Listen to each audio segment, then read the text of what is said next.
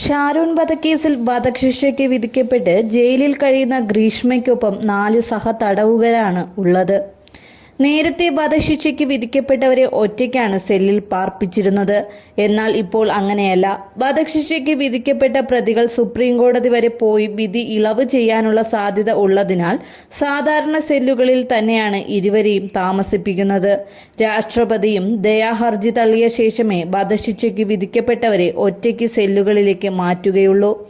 സാധാരണ തടവുകാർക്ക് ലഭിക്കുന്ന എല്ലാ പരിഗണനകളും വധശിക്ഷയ്ക്ക് വിധിക്കപ്പെട്ട പ്രതികൾക്കും ജയിലിനുള്ളിൽ ലഭിക്കും. പക്ഷേ ഇവരെ പ്രത്യേകം നിരീക്ഷിക്കും. വിചാരണ കോടതിക്ക് ശേഷം ഹൈക്കോടതി കേസ് പരിഗണിക്കുന്നതുവരെ ഇവർക്ക് ജാമ്യമോ പരോളോ ലഭിക്കില്ല. ഹൈക്കോടതിയുടെ 2-അംഗ ബെഞ്ച് കേസ് പരിശോധിക്കണം. നേരത്തെ ഗ്രീഷ്മയ്ക്ക് ജാമ്യം ലഭിച്ചിരുന്നു. എന്നാൽ ഷാരൂൺ വധക്കേസിൽ ഗ്രീഷ്മ കുറ്റക്കാരിയാണ് എന്ന് തെളിഞ്ഞതോടെ ഗ്രീഷ്മയുടെ ജാമ്യം റദ്ദാക്കി വീണ്ടും ജയിലിൽ എത്തിച്ചു.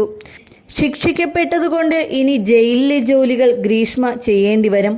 ഭക്ഷണപ്പുരയിലോ പാവ കരകൗശല വസ്തുക്കൾ നിർമ്മിക്കുന്നിടത്തോ തയ്യൽ യൂണിറ്റിലോ ആയിരിക്കും ജോലി.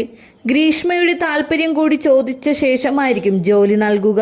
അഭിഭാഷകരോ ബന്ധുക്കളോ ആരും തന്നെ ഇന്നലെ ഗ്രീഷ്മയെ കാണാൻ ജയിലിൽ എത്തിയിട്ടില്ല എന്നാണ് അധികൃതർ പറഞ്ഞത്. ജയിലിലെ വസ്ത്രമാണ് ഗ്രീഷ്മ ധരിക്കേണ്ടത്. ചിത്രം വരച്ചാണ് ഗ്രീഷ്മ ജയിലിൽ സമയം ചെലവഴിക്കുന്നത്. കഴിഞ്ഞ ജയിലിലെ ഫാർമസിയിലെത്തി ശരീരവേദനയ്ക്കുള്ള മരുന്ന് വാങ്ങിയിരുന്നു. ജയിലിലെ ജോലികൾ തൽക്കാലം ഗ്രീഷ്മയ്ക്ക് നൽകില്ല.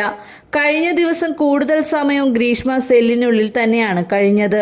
അട്ടക്കുളങ്ങര വനിതാ ജയിലിലെ ഈ കൊല്ലത്തെ ആദ്യ തടവുകാരിയാണ് ഗ്രീഷ്മ. 1-2025 എന്ന ക്രമ നമ്പരാണ് ഗ്രീഷ്മയ്ക്ക് നൽകിയത്.